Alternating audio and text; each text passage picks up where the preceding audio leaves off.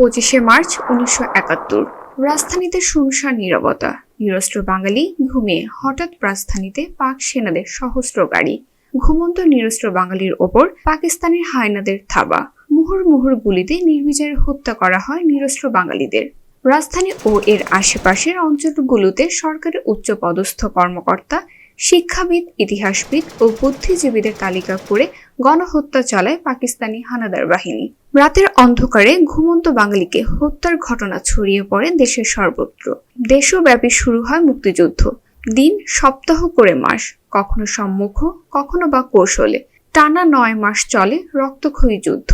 30 লাখ বাঙালি দামাল ছেলের আত্মত্যাগ আর 2 লাখ মা বোনের সম্ভ্রমের বিনিময়ে 1971 সালের 16ই ডিসেম্বর ঢাকার সরোয়ার্দী উদ্যানে পাকিস্তানি হানাদার বাহিনী প্রায় 91,634 জন সদস্য মুক্তি বাহিনীর প্রধান সেনাপতি ও সর্বাধিনায়ক মোহাম্মদ আতাউল গনি ওসমানের হাতে আনুষ্ঠানিকভাবে অস্ত্র জমা দিয়ে আত্মসমর্পণ করে।